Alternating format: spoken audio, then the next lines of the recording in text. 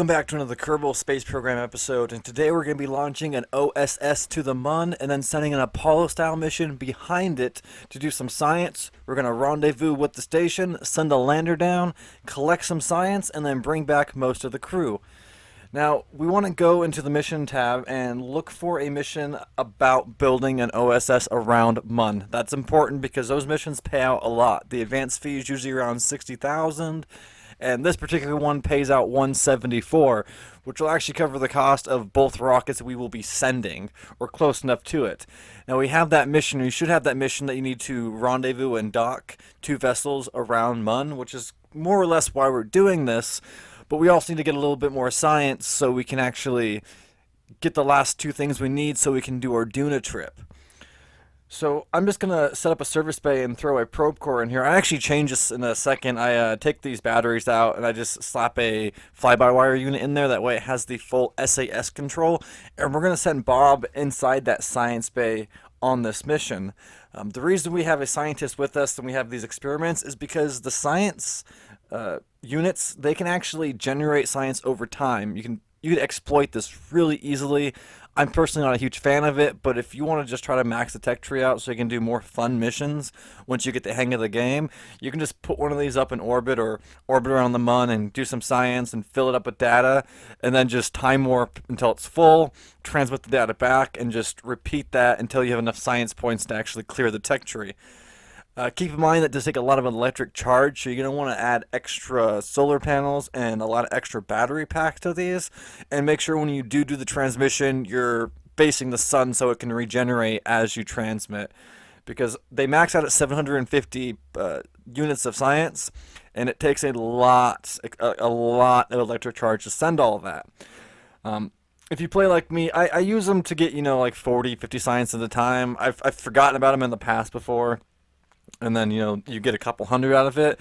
But I more use these for like a realistic standpoint. Like I'll actually run them for, like 6 months, let's just say, and I'll minimize the amount of science per day. Because in real life, that's actually how we do scientific data in orbit. We use the OSS for it, and we do experiments. So I kind of do the same thing. Now, we're going to be sending another mission behind this. And the second mission is going to have 4 Kerbals with it, because we're going to actually hire a scientist and another pilot, and we're going to leave those 2 on the OSS to man it.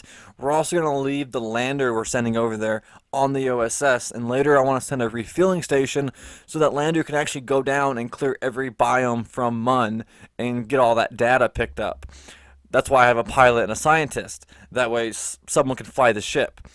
Now, because this has a probe coordinate, you can actually send down both Kerbals. The lander I'm going to be building is a 2-man lander, so you can send the pilot and the scientist down so you can do multiple science experiments.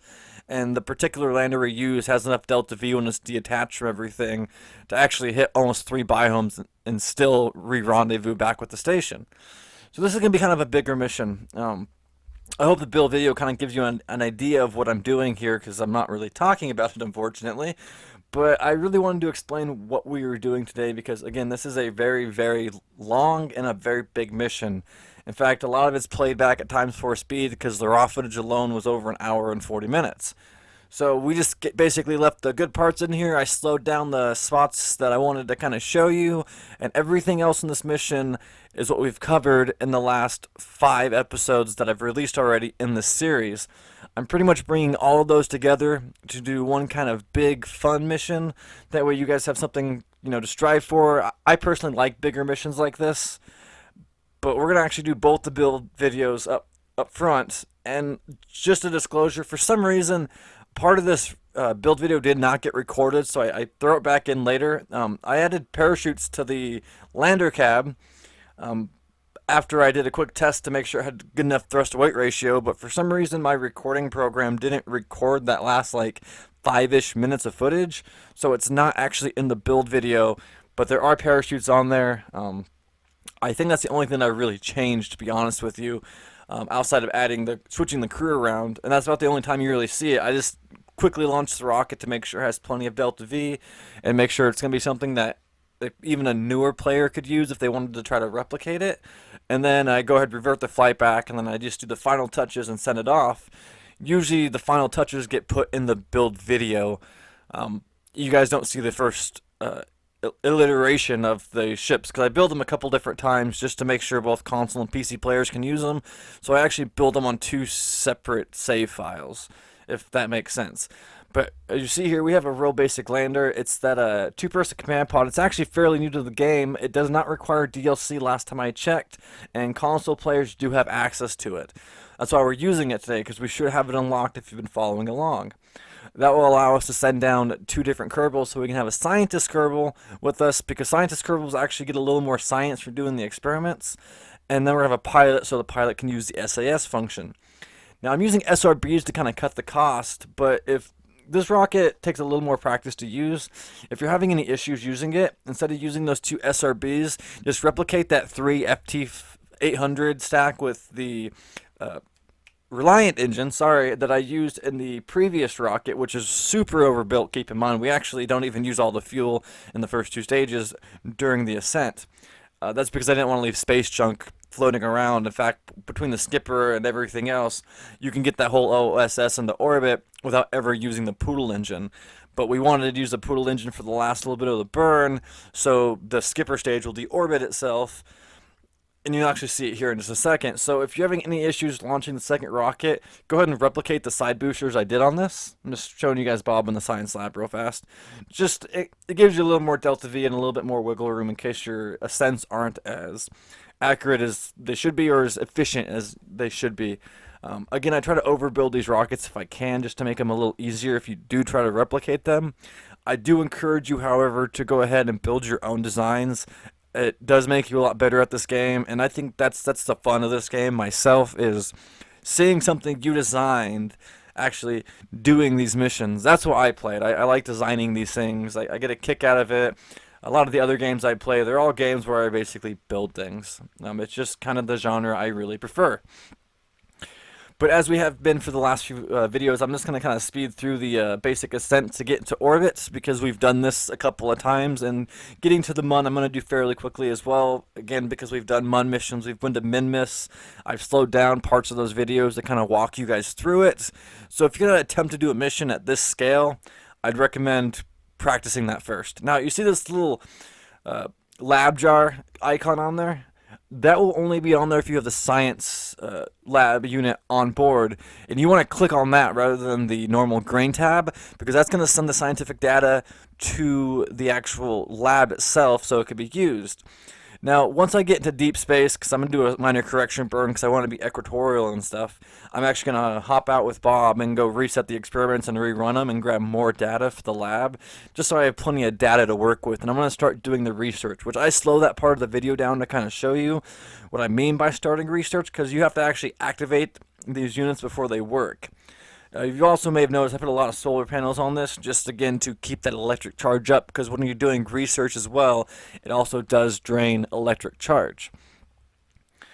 But as you see here, I'm just doing a quick correction burn in deep space to kind of go ahead and get this as equatorial as possible. Typically when I do OSSs around bodies, I put them pretty far above because it makes rendezvousing a little easier. But since this particular station is going to be designed to have a reusable lander on it, you want to have it a little bit closer to the surface. The big downside to having it close to the planet, especially with relay dishes, is it doesn't have the Mun can actually block off the relay signal. So like if you don't want to try to do like a very specific orbital setup to put satellites in the air, I just recommend doing one at the equatorial and one on a polar orbit at about 300-ish meters away from the surface. That way they're nice and far away from the planet, and they have a better chance of connecting with each other to kind of spread the signal out a little bit farther. You could also throw a couple around Minmus as well if you want, which will allow you to kind of bounce the signal a little bit further, so when you're farther away from Kerbin, you can still get a good connection to the KSC to use the fly-by-wire or the probe cores, or control scientists, etc., etc. That's just a little quick tip for you guys. Typically, you don't want to put stations this close. As you see here, we went ahead and got that contract completed, so that's going to actually pay us out a decent amount of money, and we're going to get ready to go ahead and do the Apollo mission. I know I've kind of been talking through a lot of this stuff. I'm just trying to clarify a lot of things. The first part of this video we've pretty much gone over, so I kind of went through it pretty fast. It's this next part that's going to be the actual big part of the mission. As you see here, I have all 4 Kerbals with me. Typically, I don't like putting them in the lander cans, but I also didn't want to make this rocket super massive. But you see here, I put the parachutes on. I have that fly-by-wire unit, sorry, attached to the command pod there, just so we can use the advanced SAS controls. So this is going to be real basic ascent, but we're going to slow it down once we do the rendezvous when we get to the MUN OSS. There's a couple of tricks to rendezvousing on a different body. And we've gone over orbital rendezvous when you're launching like a lander from the same body that the main ship's flying around, but we haven't actually talked about how to rendezvous away from wherever you're at. So like a multi-launch OSS to the MUN, it's a little bit different. A lot of this stuff is similar, but getting the initial encounter, that's kind of the trick. Because unless you can use certain mods to kind of help time it for you, and there's a way you can do a bunch of math to figure it out. But I'm not going to do all of that. I'm going to do it my way and just basically force the encounter, which is why we have all this extra fuel in the main ship stage. You don't actually need that much fuel. In fact, it looks like we get a little bit low once we actually get to the OSS.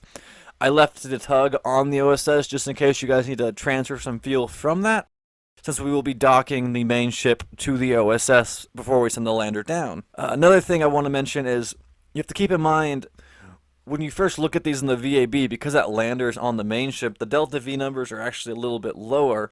Once we leave that lander behind, whether we leave it on the OSS or destroy it, the delta V amount will increase because we got rid of dry mass and all that extra fuel that we weren't originally using. Now, we just need to get a really rough encounter with the MUN. It does not have to be perfect. And then we're going to go ahead and set the OSS as a target. And then we're just going to do our burn just so we can get a decent encounter with the MUN. Once we get to deep space, we're going to go ahead and do a correction burn to kind of get us lined up with the OSS station. Now, the trick here is you want to get your periapsis, lined up as good as you can with the orbital line of the station. It doesn't have to be perfect, but you want to get it as close as you can. In fact, if you see here, I end up a little bit underneath the orbital line, which is fine because we can correct that doing some minor correction burns once we get our orbit going around the MUN. But you'll see here how far apart those encounter markers are. It looks like it's going to be behind us, so we need to slow down. And you see I'm kind of playing with the maneuver node here, just trying to get it as lined up as close as possible. You have plenty of time to set this node up. I mean, as of right now, we're not going to encounter where this node is set up for an hour and 20 minutes real time. So just take your time on this, just get it as close as possible, just kind of play around with all of the options. You just want to get that line to intersect with the orbital line of the OSS. I hope that makes sense. We're also going to cut our throttle really low because we just need to make really minor puffs. In fact, I kind of overshoot and have to do a few adjustments here. Now, once we get to the MUN and we do our retrograde burn, which you see me setting up right now, I actually go through a couple of different maneuver nodes because I want to show you guys that this takes a little bit of time and patience. We just need to get a general encounter. Now, because again, we need to let it catch up, we're going to try to push our orbital line a little bit above the orbital line that the OSS is sitting on. Now, if for some reason it ends up the opposite way, you need to bring your orbit down lower so you can catch up to the target, which is why I kind of kept the OSS around 30K-ish. That way we have a little bit of wiggle room because you want to be between 20 and 30K. At least that's where I aim for when I do an orbital when I make my orbit go around the MUN.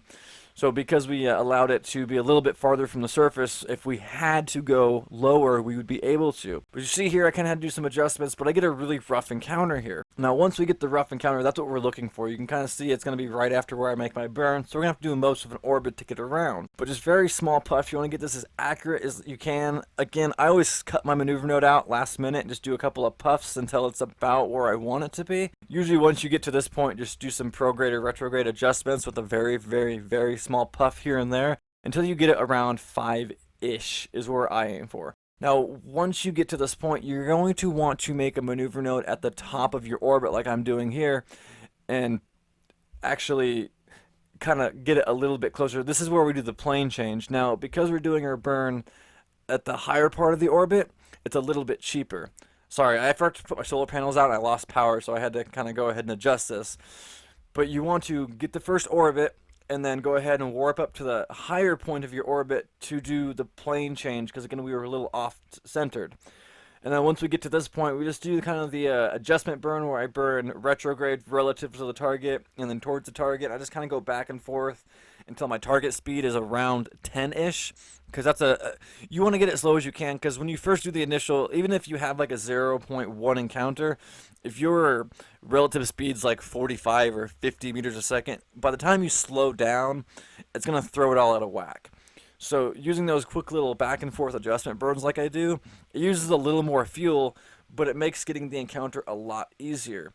But as you can see, we have officially encountered the OSS, so we're just going to do a couple of little puffs here and there. In fact, I take over with the RCS here in a second, because I want to be going as slow as possible as I'm approaching the rendezvous target. You don't want to be moving too fast so you're not able to slow down in time, then you end up crashing, and then it's just not fun. Again, I'd also recommend you use quick saves around this point. Every time, like once you get that encounter, do a quick save just in case you mess up. I actually overshot. Well, I do overshoot when I bring the lander back. You'll see that in a second. If you ever overshoot and you end up flying past your target, just point the opposite direction. So usually when you're burning, retrograde to the target and you overshoot it, just flip over to prograde and do a quick little burn and get it back to 0, and then just point towards the target and shoot at it. It should correct itself as long as you didn't overshoot it too much. I actually just got a little happy with time warp is what it was. But you see here, I'm just very, very slowly just kind of getting it to where I'm at 0 0.0 meters a second relative to the target, so I can go ahead and get this lander off. Now you're going to see me kind of do a little trick here. I'm going to click on one of the side docking ports and control it from there. Turn the RCS off. That's very important, and then have it point towards target. This is kind of glitchy sometimes, but what it does is it basically gets the station to turn itself towards the lander. It doesn't work as good as when you do the original docking where I have you guys use the aim at target and just control from the docking port so you can click in. That usually works when there's two ships meeting, the noses are meeting each other. When it's on the side like that, it doesn't always work out, but it will give you kind of an easy reference point to get it set up. You see here, I'm going to have to kind of make a weird little adjustment because the RCS, I didn't put RCS on this, which I should have, but the RCS on the actual command pod is limited. You can't go forward or back. You can just do left and right adjustments. So I had to kind of do a couple of correction burns just so I was at 0 0.0 meters a second again. The decoupler, when I actually docked the ship, it probably knocked it out a little bit. Because you're in orbit, even the lightest touches can cause problems. But we're just about to dock right here. So now we have the main ship docked to the OSS and the lander docked. We're going to leave the main ship here for a minute. We're going to go ahead and we're going to send Val and Bob down to the surface. The reason I'm sending Val instead of Jeb is Jeb's already been to the surface of the Mun, and you cannot get experience for it. But when you plant flags, or you land on different bodies, or you do flybys, when you get to orbit for the first time, that all gives you experience to level your Kerbals up. We eventually want to get our Kerbals to 5 stars by the end of all of this, which does take a while. There's actually a Reddit forum that goes over all of the things that give you experience and exactly how to do it. Someone else also has a video, I can't remember the name, but I'll find it and link it in the comments. And he basically just does like a bunch of really fast missions just to show you how to level your Kerbals up pretty quickly. And he does a really good job on it. It's actually how I learned how to level my Kerbals up. So I will find that video and I will go ahead and I will post it or link it in the description. You see here, I'm just kind of warping over. You saw that I kind of brought that little tab down from the top. You should be able to do that on console and PC. And I just turned my flag view on so I could see where I landed last time. I'm going to aim for this big crater because it's close to the orbital line and it's a new biome because I need science, and again you get diminishing returns from going to the same biome twice. You see here, I'm just going to do a normal landing. I'm going to kind of speed through this a little bit, but I'm just burning retrograde to burn off my speed. Again, you can see once we detached this lander from the main ship, it had like over 2,000 units of Delta V in it. You really only need somewhere around 1,500-ish. I recommend 1,700-ish for new players. In fact, once you do your landing, you want to have at least 1,000 meters a second. Once you land, that will give you a lot of playroom to get back into orbit, which takes about 540-ish if you get it like perfect, which no one ever gets it perfect. And you have like a whole nother 500 meters a second to do adjustment burns so you can re-rendezvous with the OSS. Again, it's a lot easier to get a rendezvous when you're on the planet it's orbiting because you can just time warp until it's in the right position for you and you fly up and you meet with it. In fact, I I have been slowing this down and kind of doing these a lot more inefficient just to kind of show you guys that you don't have to do everything perfect to get it to work. I don't do that in this video. You'll actually see that the way I normally dock is how I dock in this video. So it's going to be a little bit more fast paced. If you're still having issues with it, I would recommend you go ahead and watch episode 4, which I go over Kerbin, orbital rendezvousing, and docking. If you can dock on Kerbin, you can definitely dock around the Mun. As you see here, I just kind of planted that flag with Val and then took it down and hopped back up. She gets experience points for planting the flag, as well as experience points for landing on a different body. I'm just, again, trying to level her up a little bit. Now I'm just going to go ahead and warp until the OSS is not quite directly above, but really close and behind where my ship is. And then I'm just going to kind of burn super flat. Like I'm almost going to be on the actual line where the blue becomes orange. As long as you have nothing, like if you're in a deep crater, don't do this, but you want to start burning flat as soon as possible, and you can with the Mun. It's very forgiving. But to get into orbit, you need horizontal speed, not vertical speed. Typically, I aim up to 90 degrees-ish, and then I'll slowly tip over. That's not very efficient. You want to start burning sideways as soon as possible. Now, once I get up here, I'm just going to make a quick maneuver node and try to get these encounters as close as possible. As you see, I had a good launch point. I could have actually probably docked just at the top of my launch, but that takes a little bit of a trick. You actually just, you don't know if you saw it, but the station just flew by us. So we're just going to go ahead and do our orbital burn real fast, get into orbit, and then do a couple of correction burns, and go ahead and get lined up and redock with our target. This is actually where I kind of was a little overzealous with time warp right here, and I missed the point. So I'm just going to burn retrograde, quote-unquote, and then I'm going to flip over to prograde, and then burn towards it real fast, and then go ahead and switch back over to retrograde and slow back down.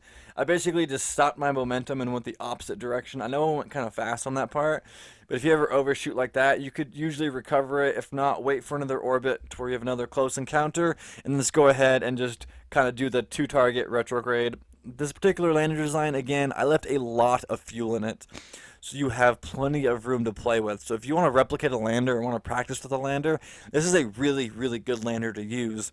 It has most of the science stuff into it. It holds power well. It can hold 2 Kerbals, and it's fairly decently low profile. And because I have the legs on there a little bit wider, it can land on a slightly slanted surface. Now, as you see here, I took all of the data. I'm not sure if you caught that, but I actually popped out with Bob, grabbed the data from the lander capsule, and then I flew him over and got into the main ship.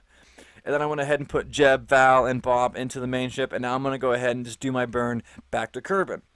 Again, we've kind of gone over this before. I'm just going to make a maneuver node, try to get it lined up. You want it to be more oval-ish when you do this. If it's like really out of whack and all wonky, it's not going to be a very efficient burn. Again, I have like 600-ish delta V in the ship right now. You need less than 300 to get back to Kerbin. The recommended amount is 320. You can do it with less, especially if you do the aero brake like I do to come back in. So again, I'm just going to kind of go ahead and just warp back over toward just about the 70K mark. Use the engines because I have the extra fuel to bleed off a little bit of speed just so I don't have to make a secondary pass. And I don't know, it's just the way I prefer to do it. But we're actually coming down to the end of the video here. I'm just going to go ahead and try to get my camera to cooperate with me and just detach and let gravity and the atmosphere do the rest like we have been before. Then, of course, we're going to pop those parachutes and land in the water. I don't typically just aim to land in the water. I just usually get pretty lucky with it. But I just want to take this time real fast. Thank you guys again for watching my videos. If you want to go ahead and like and subscribe so you can see more, that'd be awesome. It really helps me out a lot. We got a decent amount of science, but we were just kind of trying to get enough to where we can unlock those last 2 nodes. We're going to pop over here. We're going to unlock that advanced fuel tab and go ahead and unlock the nerve engine, which is my personal favorite interplanetary engine to use. It's a little bit slower and some people don't like it, but I'm a super big nerve fan. It's number 1. And then the next thing we want to try to get are down over here. It's the other science experiments. There's this atmosphere reader, and then there's the gravi something. I don't know. I've heard it called the gravioli. It's just good for science. It gives you really good returns, and it will help you unlock the rest of the tech tree a little bit faster. We're getting towards the end of the tech tree here, and these things start to cost a lot of science. But the next time you see me, we will be going to Duna, and I hope you're excited because I know I'm excited. Duna is actually my favorite place to visit in the Kerbal system. Plus, it will give me a chance to kind of show you guys little tips and tricks on how to do interplanetary travel. Now, if you are new to this game, which is my targeted audience, I'd recommend sending an unmanned probe mission first. But we will go ahead and talk about that a little bit more when we get to the next video. Thank you guys again for watching. I'm going to let you guys go, and hopefully I will see you next time.